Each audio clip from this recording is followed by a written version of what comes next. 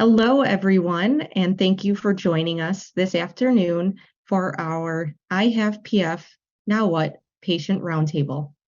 My name is Laura Devitt, and I am the Director of Programs here at the Pulmonary Fibrosis Foundation. I am excited to be here with all of you for our inaugural PFF Education Symposium and to share this wonderful panel with all of you. Before we get started, I do have just a few housekeeping items to share with you. If you have any tech issues, please click the green support button on the lower right-hand corner of your screen. For any PFF questions today, please click the Help Desk button on the menu ribbon at the top of your screen to connect with our PFF staff. Speakers will be answering questions at the end of this session. Throughout the session, please submit your questions by clicking on the Q&A tab in the interaction panel to the right of the video player. We will answer as many questions as we can. Information shared in today's panel is based on personal experiences and is for educational purposes only. If any of the subjects mentioned are of interest to you, please be sure to share them with your family and healthcare team.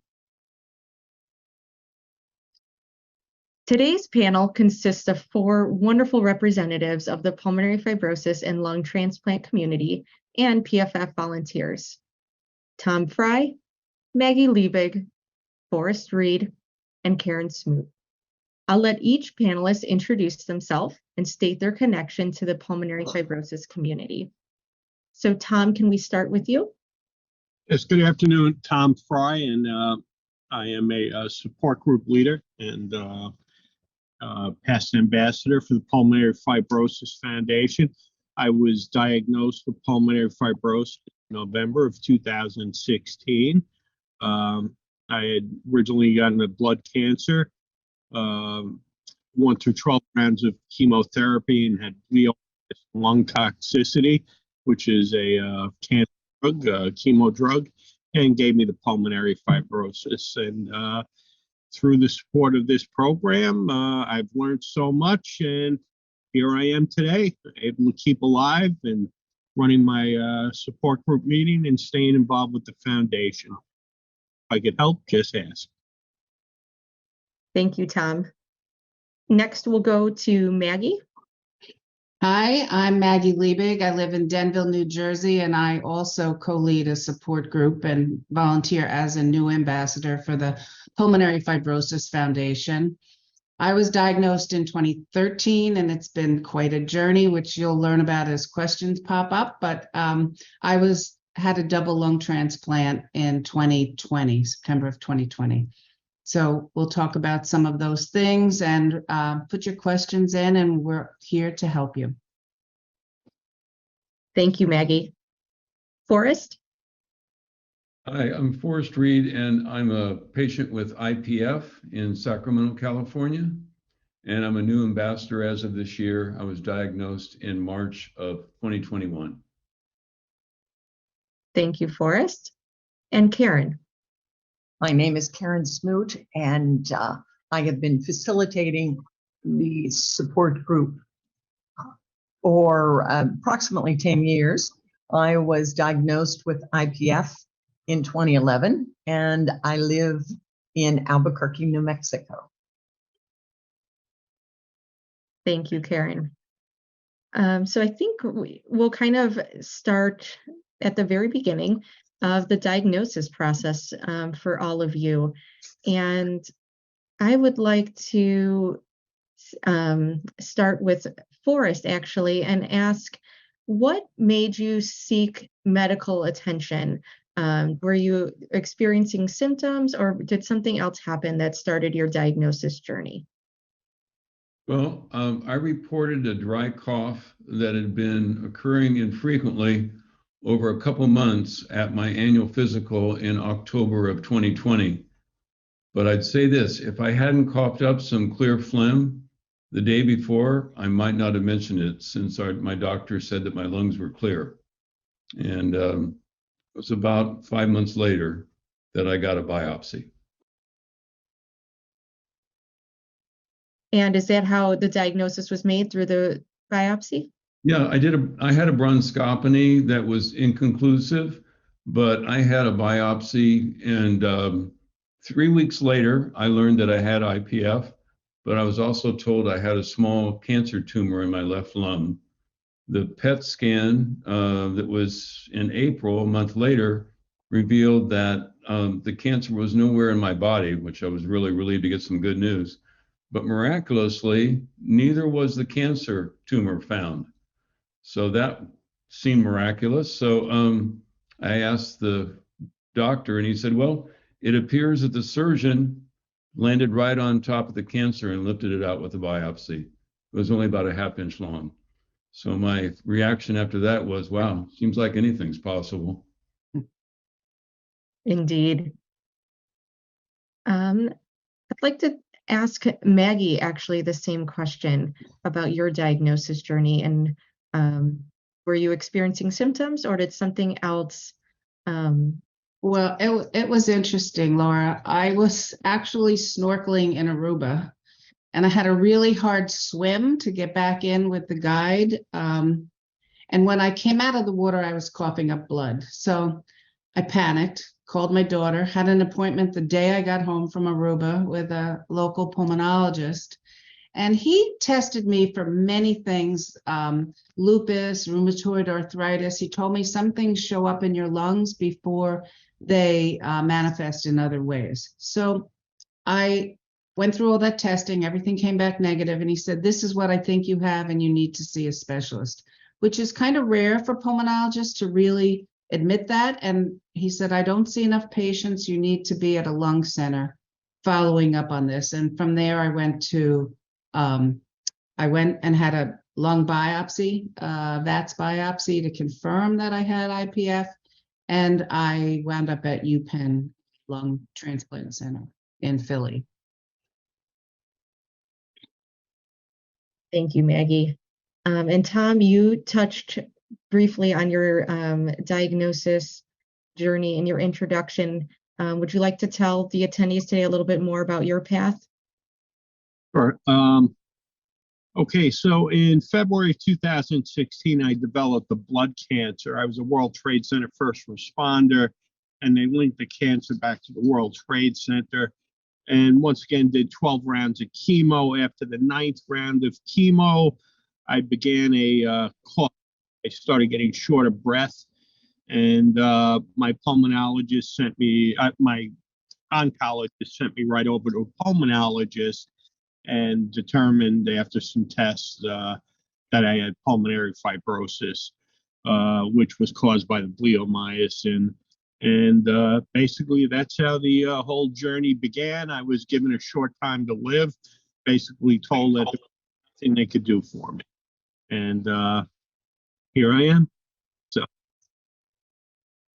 we're so glad you're here today, Tom.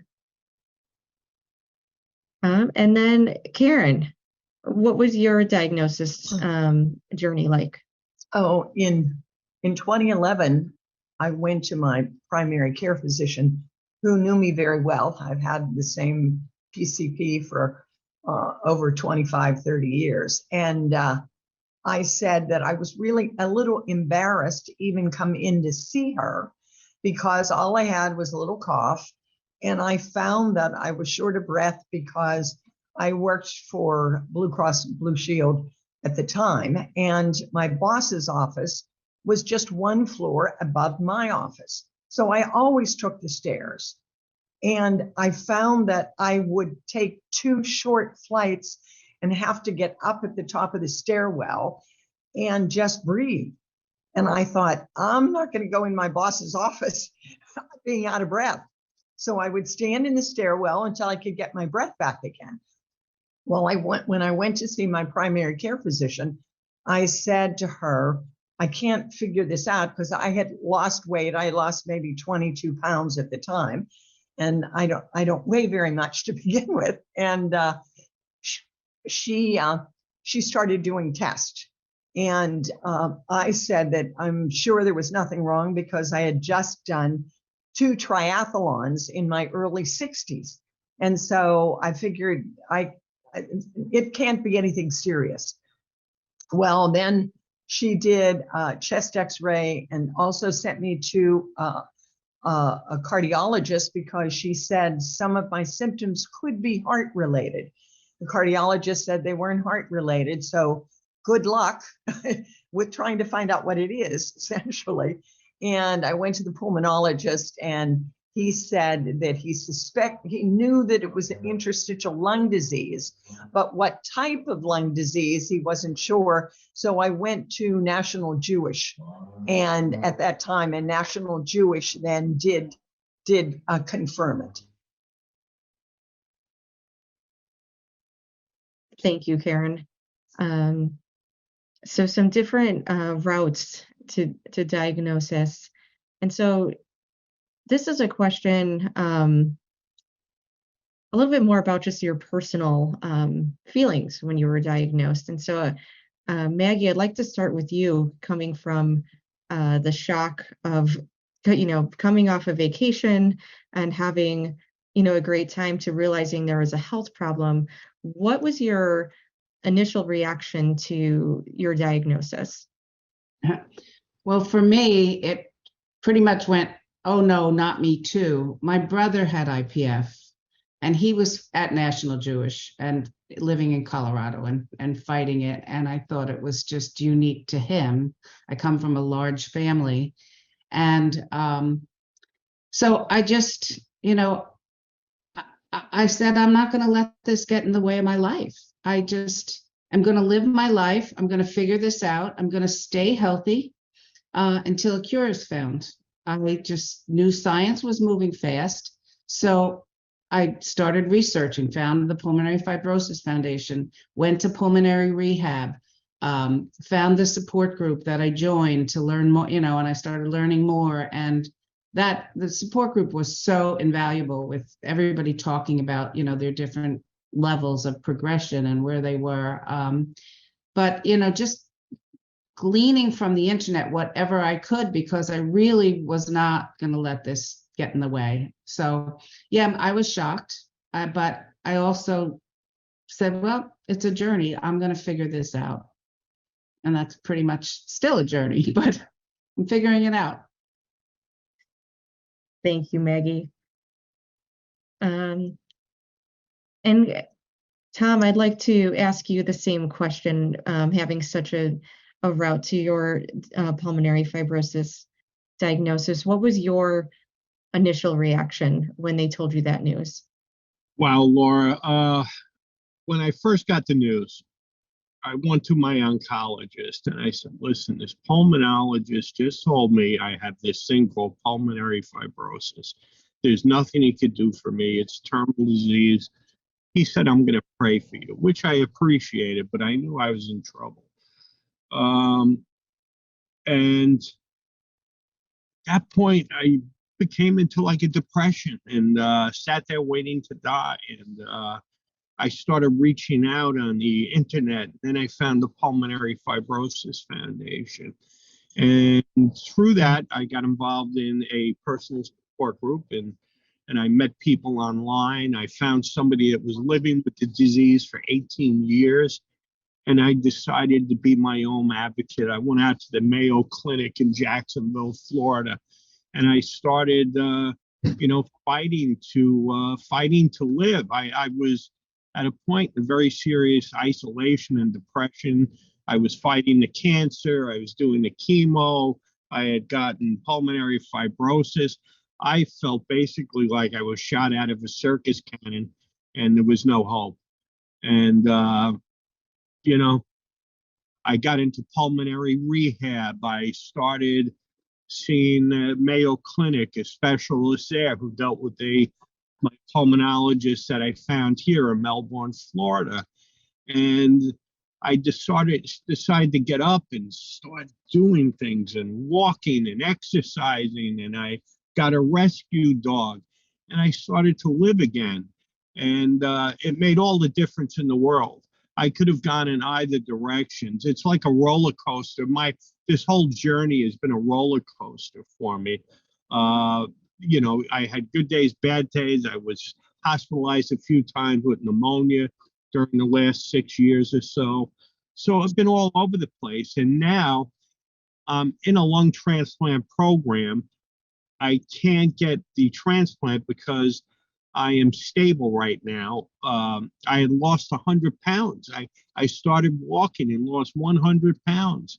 And I made it from 5 years from my last chemo, which made me eligible to get on a lung transplant.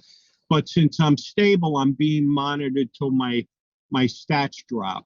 So I'm in a great place right now. I'm happy. In the beginning, it was not so. I mean, it was just such a terrifying disease. It was scary. It was unknown. A lot of doctors didn't know anything about this disease.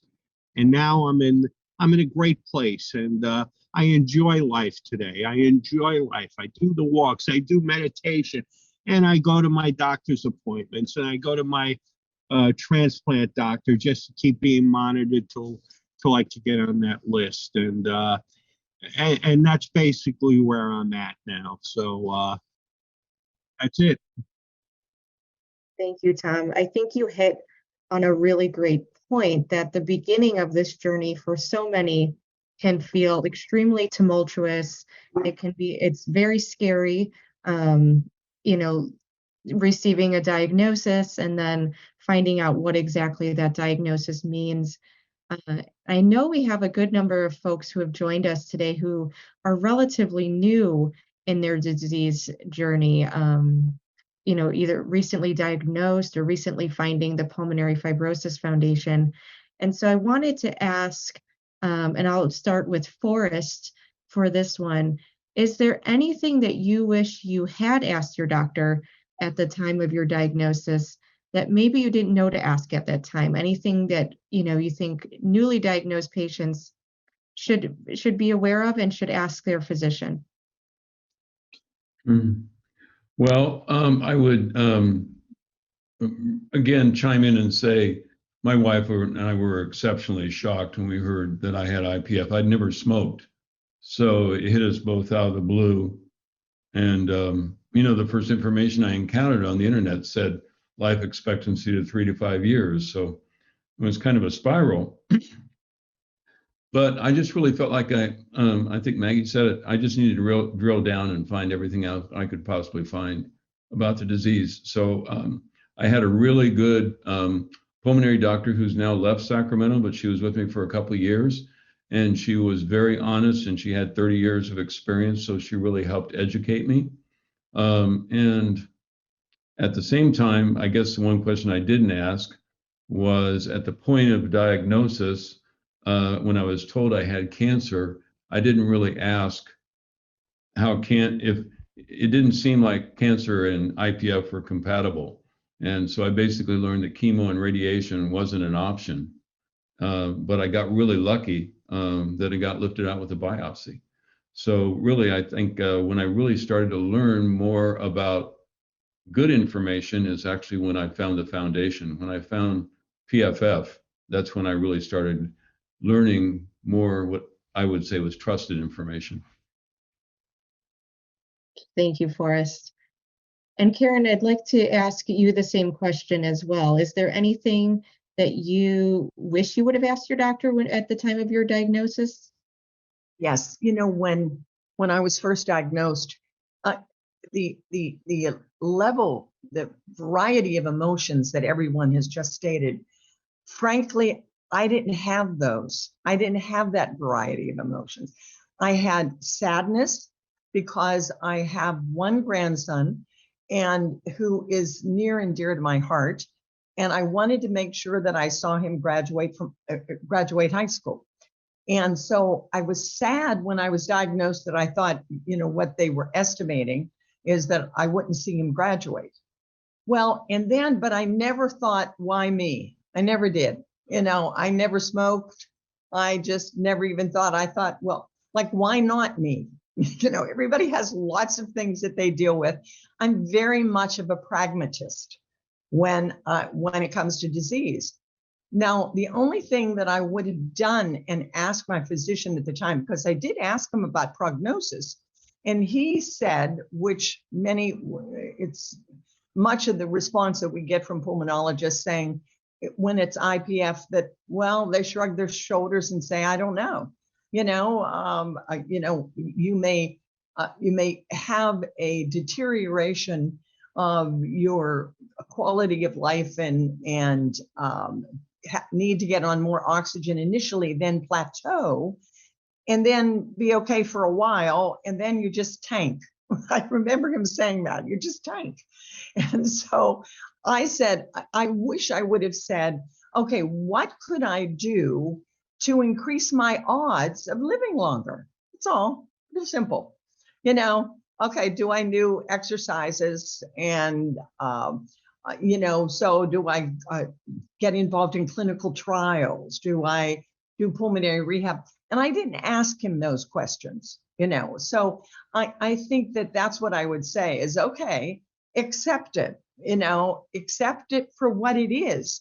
Not that it's necessarily, you know, a death sentence, which, you know, many people accept it that way. I don't mean that. I just mean just get on with it, you know, so figure out what else you need to do. So again, that's my practical attitude. I don't let emotions overwhelm me about anything about this disease. Thank you, Karen. And I'd actually like to ask you a follow-up question as well, since you did mention some family members, a grandson. When and how did you tell other people about this diagnosis that you had received? Did you share specific PF information with them, and how did that go? Yes, it was more that at least now I had information because my son, I have two sons, the one that's in California, but the one that lives in New Mexico, had seen me and kept asking me about the weight loss and the fact that I was out of breath and I was tired. And so it was more that I wanted him to know, well, somebody's told me something, you know, at least I know now what it is. And when they ask, because again, my pulmonologist didn't say you only have 3 to 5 years. He never said that. It was more me looking up. He did say it was a terminal disease and it was scarring on my lungs was irreversible. He told me all that. But so when I looked it up and said I could potentially only have 5 more years to live, and this was 2011, and so I told them that specifically, but it is they did not overreact. It was more that, okay, we had a couple days of kind of mourning the fact that I may not live until I'm 90. And then we just said, okay, well, then what are we going to do now? You know, and that's when they would talk to me about, okay, is there treatment? Are you going to, you know, get confirm the diagnosis? Is there any treatment? So we just then went on with it. So, you know, I think it depends on different family members and how convinced you are that you aren't going to overcome this or that you aren't going to live longer. Thank you, Karen. And Maggie, I'd actually like to ask you the same question as well. How did you go about telling family members or friends once you had received this diagnosis, and what did you choose to share with them? Well, as I, you know, and Forrest spoke about, I researched, and because I had a brother with it, I kind of had an inside track, and then it turned out 2 of my other brothers got it, and they had already had it, but weren't properly diagnosed, truthfully. So I just said to everyone, you know, in my big group of family, 9 brothers and 4 sisters. Wow. This is what we have in this family, and you know, let's find a cure. So I just, you know, really, I wound up going to Johns Hopkins, to top science doc, because I wanted to be on the leading edge of what was going on scientifically. And I just said to everybody, I'm on a journey, and, you know, please help me out. I mean, my grandkids grew up they were born with me wearing oxygen. So in the 7 years of me having idiopathic pulmonary fibrosis, it started like Karen's, where I only wore the oxygen at night. And then it progressed as the disease progressed. And she mentioned that it's a progressive disease and it's non-predictive. So you don't know. And so that I just, started reaching out about, things I would need in the family to help me get through, visits to Philadelphia, to UPenn, and everybody, rallied round, my friends rallied round, and it just became like normal. Like I had oxygen. I went to Europe and traveled with my oxygen little machine in 2016 and went everywhere dragging that thing. But I that was my personality. I wasn't letting it destroy me. I was going to live my life the best I could. So, but there is hope out there, because 2020 things went pretty south for me, and I wound up on a transplant list and getting double lung transplants. So for you people out there that, are newly diagnosed, please don't just read the internet of the 3 to 5 year thing, because it's not true. There's lots of hope. There's lots of studies coming now, trials. I was in several trials along the journey. So people saw what I was doing. So that's how they supported me. They just went along with, if I told them something, they went right along with it. They knew I was being science-based on what I was doing. Thank you. Thank you, Maggie, for sharing that. And one great resource, a few of you have touched on different things that patients can do, is utilizing pulmonary rehab, especially if they've been newly diagnosed. So I wanted to turn to the four of you and see who has done pulmonary rehab and just what your experience has been like. Forrest, I'll start with you. Yeah, that's really been a huge shot in the arm for me. I also told my family right after the PET scan, and I was honest with my men's group and other friends about the diagnosis. And right away, that great pulmonologist I had recommended pulmonary rehab, and I started it with my provider. However, I got on PFF and took a look at care centers and found out that UC Davis was one of the top 25 pulmonary departments in the United States. So I started an application process with them, which involved, 10 pages, and then an interview with one of the coordinators there, and then an interview with the director, and I got invited in. And the difference was, where there was maybe 12 people in the room, half of them being heart patients, at Davis there was 4 of us and there was 3 staff. And I did a 2-month pulmonary rehab department. I think I was doing 3 visits a week, and I learned about pacing, and I learned about pursed lip breathing and planning ahead. And the education component of that program was just fantastic. So I'm coming on 2 years. I guess I'm about 19, 20 months in from my diagnosis, and I'm still doing pulmonary rehab there and in maintenance 1 day a week.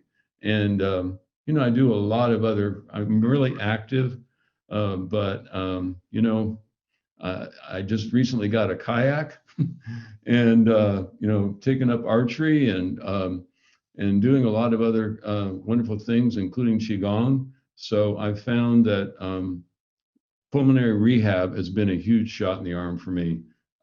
It's really made a big difference along with my support group. That's really great to hear. Thank you, Forrest. Karen, did you have experience with pulmonary rehab? No, I have not. And it's mainly not because not because I don't believe in it, because I really do. Everyone in my support group raves about the difference in their quality of life and in their lack of being fatigued and everything with pulmonary rehab. It's more that I've been traveling a lot, and you have to be consistent in terms of pulmonary rehab. And so my intention is is going to be my last trip for a while and to sign up for pulmonary rehab because I think it's invaluable. I always, when I was doing triathlons, I had a trainer and I continued with the trainer, but it's different. The trainer was good for me when I was really healthy and had no breathing problems or anything else. I think pulmonary rehab takes into consideration your ability to do a lot of those tasks. And so I totally agree. I think it's invaluable. Thank you, Karen. I wanted to move on to just another treatment for PF, and that's supplemental oxygen. We received quite a few questions about that and wanted to ask, I will start with Tom, who has some visible oxygen on our screen, just what that process has been like for you. Do you use it all the time? Is it at a certain time or situation only? And then also, what advice would you give someone who may be new to oxygen? Oh, great question. I'm on oxygen 24/7. Also, I did pulmonary fibrosis, and I walk 5 miles a day now, thanks to the oxygen, and I take my pulse oximeter. Anyway, I have a portable oxygen concentrator. I first started with the tank, and you have to go to the oxygen company. I use Lincare now, and they used to deliver the tanks to my house, and they instruct you on how to use them. And it's going to take trial and error with the oxygen tanks. I had some experiences. I've broken my toe twice from the tank falling out. Walking. Oh yeah.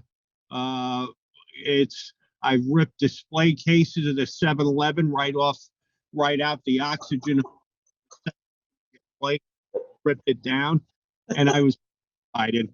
And the woman that cursed me behind the counter, and she felt so sorry for me. At that time, it was new into the oxygen and the pulmonary fibrosis, but it is trial and error.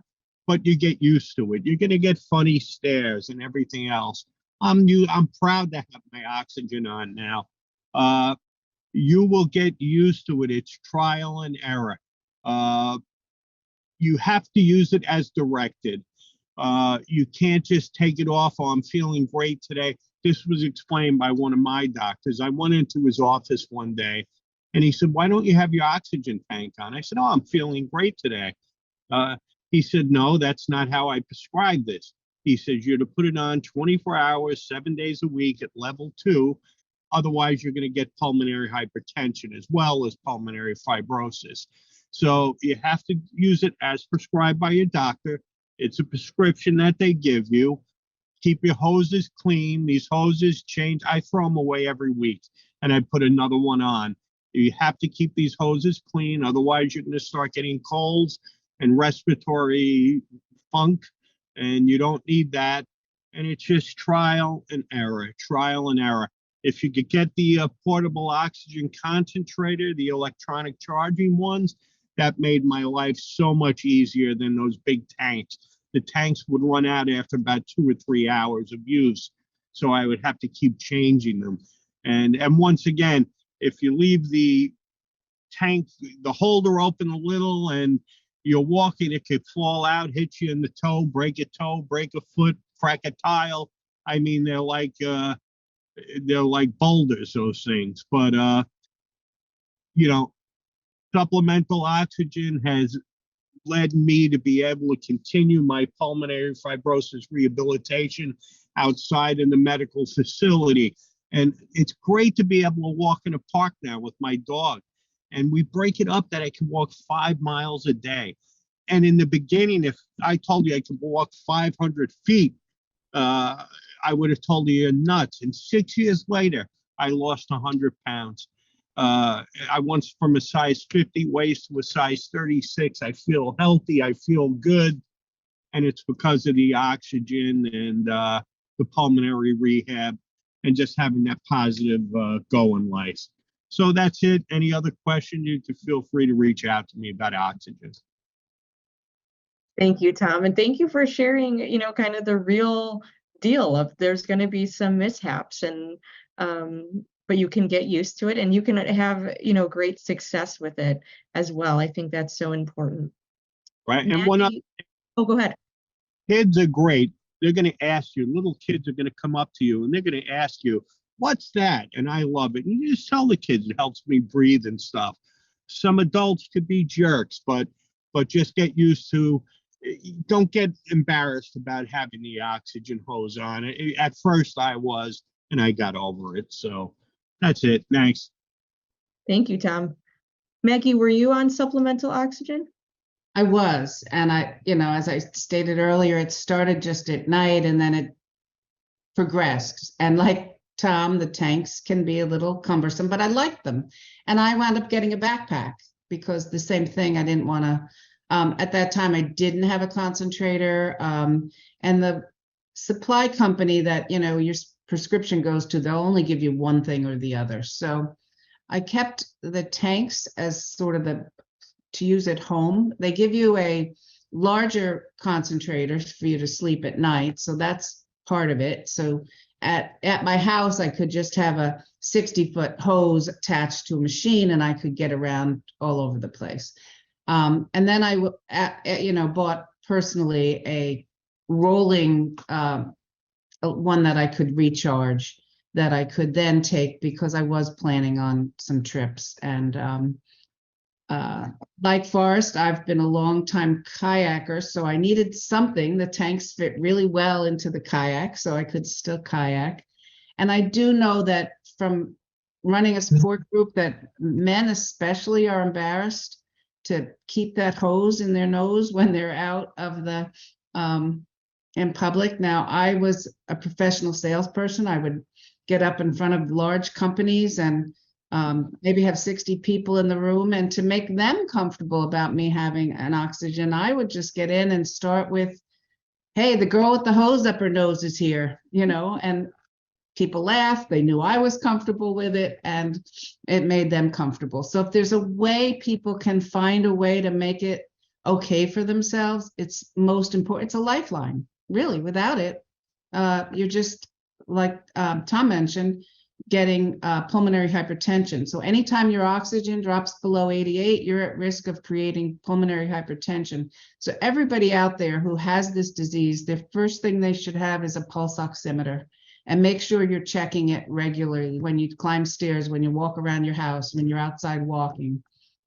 So I did have oxygen. I got used to it. I used it as my tool. And like I said, I just took it everywhere. Thank you. Thank you, Maggie. And then just another question about treatments, and we'll go around. I'd like to know if either any of you are on, or if you were on when you were in the status of a patient, any of the pharmacological pharmaceutical treatments, excuse me. Forrest, do you have any experience with either of the two therapies? I do. I've had a positive experience. Once I was diagnosed, I think maybe a month later, I began on OFEV. And clearly I saw that many times, majority, 75% of people have a lot of lower gastrointestinal issues with it. But the great thing for me is I've never had any side effects with it. And so that's been really highly well tolerated. And I've been on it since April of last year, 2021, and it's really working for me. And I see that from my pulmonary function tests. So even though there's been some decline in my diffusion to about 52%, I learned something about the lungs that I like to share, and that is, in my research, I found that if you take all the material out of your lungs and you lay them out flat, they'll cover a football field. And I found that astonishing. So I'm kind of at midfield in regards to exchanging oxygen for carbon dioxide, but my forced volume has really been pretty good. It's at 87. And I think and my oxygen, when I check it, is normally around somewhere between 96 and 98 normally. So yeah, OFEV is, I think, I also did some research lately that said recent studies show that it can reduce the progression 50%. And I'm really happy about that. I never have been very enamored with the 90s, but I'd love to be 80. I'm 72. That's great, Forrest. Karen, were you on either of the treatments? Yes, I'm currently on OFEV, and I started it, maybe about 2 years ago. And I had one of those nasty side effects, those GI side effects. So I was on 150 milligrams twice a day. And my pulmonologist suggested that I go to 150 milligrams only once a day. And that it's interesting because when people do research on OFEV, that's not necessarily recommended in terms of 150 only once a day. So in the last couple months, a few months ago in August, I went to National Jewish, and the pulmonologist there suggested that I would be better off doing 100 milligrams twice a day. And so that's what I'm on now. That's currently. I still have one of those unpleasant side effects, but you know, like anything, there's trade-offs. And right now, I'm willing, because of the research that's done on OFEV, I'm willing to make that trade-off. The other thing I wanted to mention is I do have pulmonary hypertension, and I was diagnosed in 2019. And at the time, the right side of my heart was extremely enlarged, and that's why they told me I probably had 6 months to a year to live. But I started on there were 3 different drugs that I take for pulmonary hypertension, one of which was more recently, maybe in the last year or so, approved by the FDA for use, because they found that in patients with IPF that have pulmonary hypertension, that it really helps and reducing fatigue and giving more energy, and it really has done just that. And right now I only have normal size heart, and so I'm going strong. And I really do. I mean, I totally believe it's the medication. It's absolutely the medication, and you know, it's a positive attitude and all of those other things that we may bring up later, but it really has made a difference with the OFEV and the 3 different drugs that I take, including Tyvaso for the pulmonary hypertension. Thank you, Karen. That was some really great information for everyone. Just in the interest of time, I would like to ask a few questions about lung transplant as well. And I've seen a few questions come in the chat about that topic. And so, Maggie, would you be willing to share a little bit about your process of just your journey with the evaluation process, and what kind of transplant did you receive, and some of your recovery? Sure, be happy to.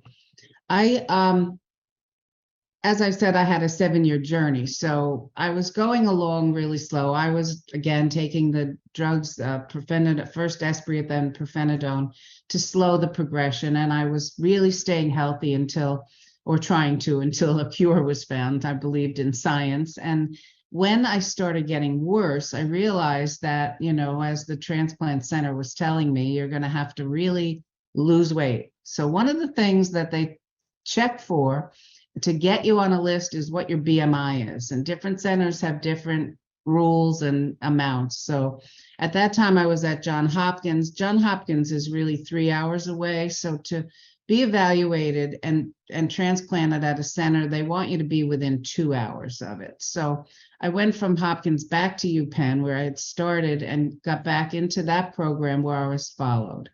But it was crucial that I lose the weight. And I mean, I was still working out, but I just, you know, I come from a larger family, and it just, it wasn't. So eventually I did get I lost 40 pounds, and I got to the weight I needed to be, thankfully, because in 2020, when I started to progress pretty rapidly after some other little thing that happened physically, something happened in just with some drugs I was taking. And I was on, I had sciatica and I was taking NSAIDs. And then because I was having an exacerbation, I was put on high dose of prednisone. And no pulmonologist, even in the transplant center, told me don't take those two together. And that wound up giving me a gastric bleed. So a little thing like that, but then it became a big thing. And then I went downhill. So I was in the process of losing the weight. I lost the weight. I got listed at UPenn. And there's something called a dry run. They call you in, you go in for your transplant. And emotionally, I was totally ready. And I did work on that. I really worked on being at peace when I get the call with whatever the outcome is. I didn't do any kind of a YouTube or anything about looking at what a transplant is, because I really didn't need that kind of information. I was set. I knew that I had agreed to this and I was going forward. So in August, I got a call, and it turned out to be what they call a dry run. That the lungs, by the time they got there, weren't viable enough, and I was sent home. And then I got another call in September, and this time when I got to UPenn, I knew this was the real deal, because instead of being in a room waiting to be evaluated, I was rushed right into pre-op.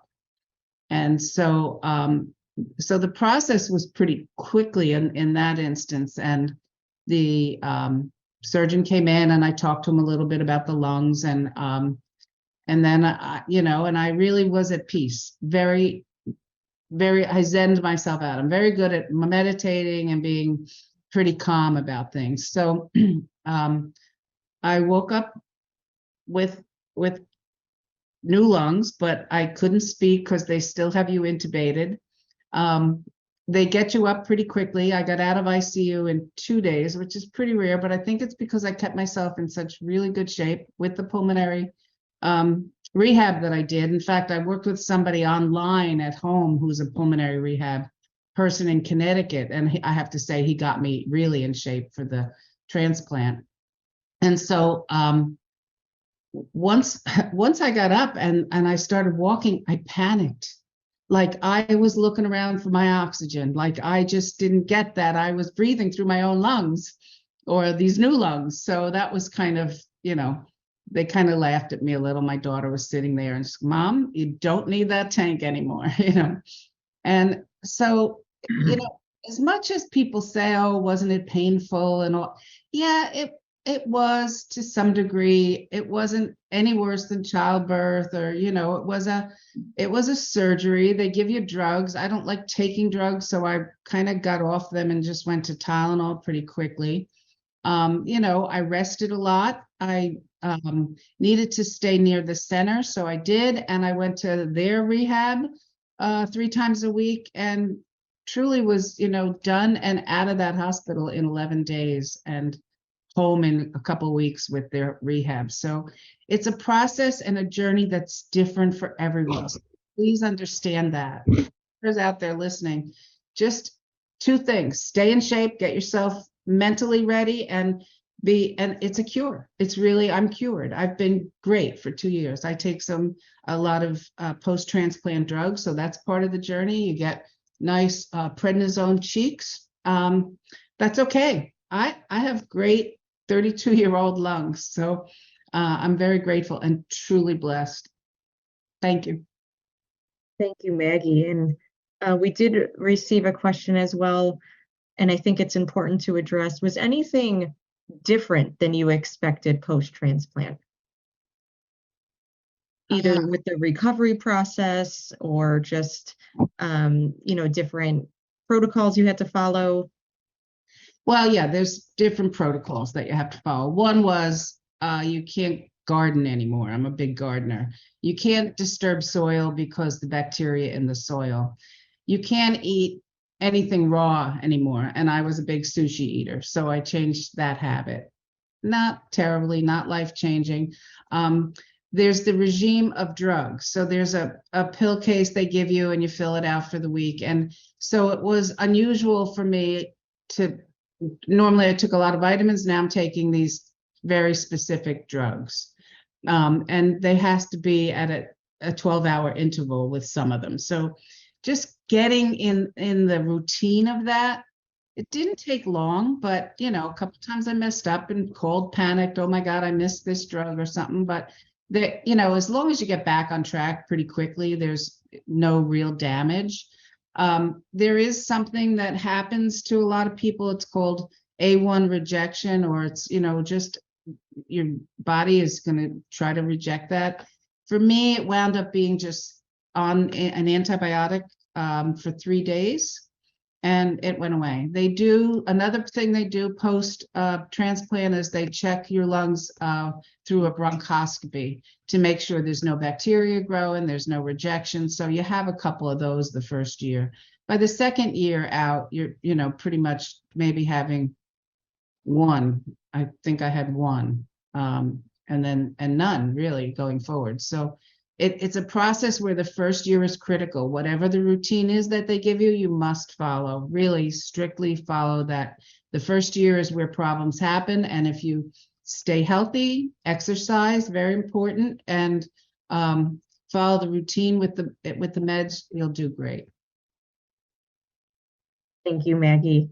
And thank you to the folks who have been submitting questions. And during this session, we've been able to kind of pepper them in and have gotten to just about most of them. So that's really great.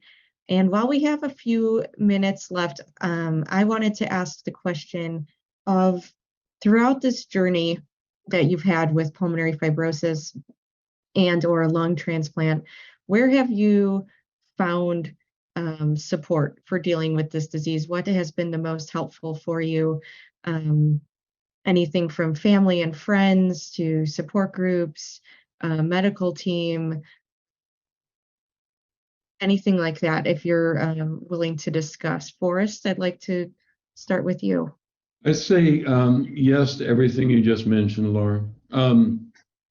I joined a local support group called the Central Valley Support Group, and I've learned a lot from other people that are a lot farther down the path. And also this year, I think it's really been wonderful to be selected as a PFF ambassador, because in this class, there's 20 of us, and there's some representation here today. Maggie and Karen are both in that group, and that's been invaluable for me. Of course, I'd have to say that my wife is my greatest supporter, and I've kept her constantly in the loop in regards to my pulmonary function tests, and she sits in on many of my doctor visits. I've assembled a fine medical care team that I trust. I've got 6 doctors, I think now. I used to have 1.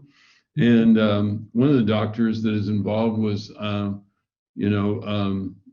ENT that worked with me on my research I found about silent reflux. So, I've addressed and got medication to knock down the silent reflux.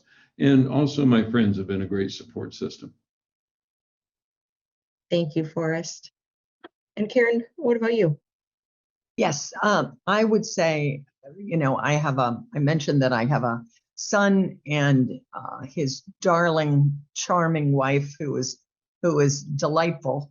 I don't have a living caregiver, but I don't really need one. But I do need people. And so I have various groups. I have a girls' night out group that are supportive. I have book club. I have a multitude of friends in addition to family. So that's really important, as is my faith. That is very important to me. But also I feel that what has given me the strength is you have to pull it from within yourself. You have to figure out, I think we're all responsible for our own happiness. Other people contribute to that happiness, and that's wonderful, but we're all responsible. So we need to figure it out. And when I was diagnosed, I thought I felt that I always had a purpose in life, and that I needed to re-energize that purpose. And I work through Catholic Charities with a refugee family from Afghanistan that I adore. I adore the husband and wife and the 4 little girls. I love them. I tutor. I take classes at least a couple times a week, generally on history or music or exercise. And I'm on the Church Finance Council, and I do Golden Retriever Rescue. So I really find that you have to figure out what we all want to make a difference in life. We all want to, when we do eventually die, to have someone remember something that we've done and that we've contributed to our community or to our family. And so we have to find where that niche is. And I think that's really important. And then honestly, I truly and honestly believe that's what keeps you going. The high the medication, the high dollar medication certainly contributes, but I think it comes from within. Thank you, Karen. Tom, I'd like to hear from you as well. Okay, well, first thing was my medical team. My first pulmonologist who couldn't do anything for me, he was fired immediately. And I found a pulmonologist who knew a little bit about our disease, PFF or IPF. I found a great oncologist, and I found another great oncologist. So 2 oncologists, a pulmonologist, another pulmonologist at the Mayo Clinic, an ENT, ear, nose, throat doctor, my personal care physician, he was great. And then now my transplant doctor, Dr. Grice over at Advent Health in Orlando. Wonderful care team that I could actually talk to. And it takes time for me to develop that care team. And I am sure I wouldn't have made it going past 6 years with this disease if it wasn't for that care team.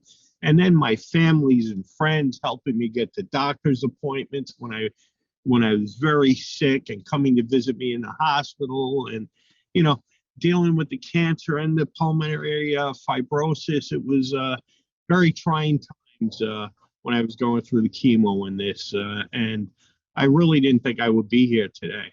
And just the family support and that medical team and the PFF, the people in the support group meeting. I couldn't find a pulmonary rehab center at first. I went to the meeting. The guy took me out of the meeting, walked me down the hall in the hospital. I was enrolled in pulmonary rehab that same day. And it's just stuff like that kept me going. So but be sure that you're comfortable with your medical care team. You have to be comfortable with them.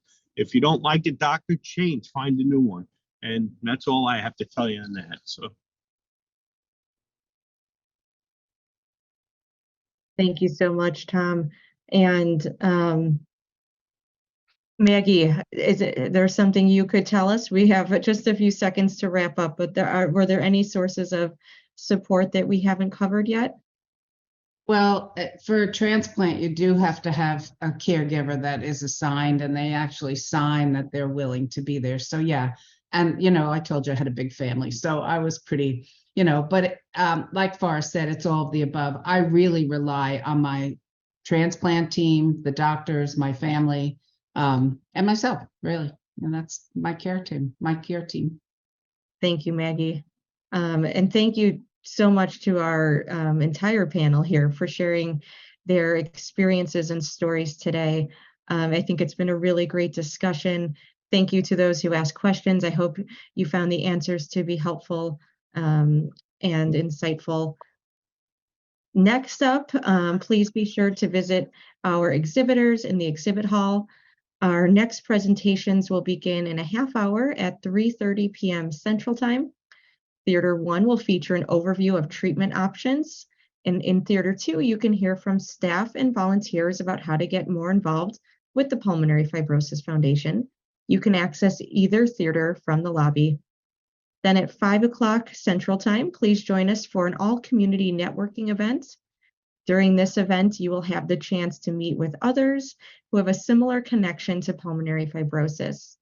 Breakout sessions will be available for patients who have been newly diagnosed, people living with pulmonary fibrosis, oxygen users, lung transplant recipients, and caregivers, friends, and family, and as well as those who have lost a loved one. We look forward to seeing all of you there this evening, and we thank you for joining us today.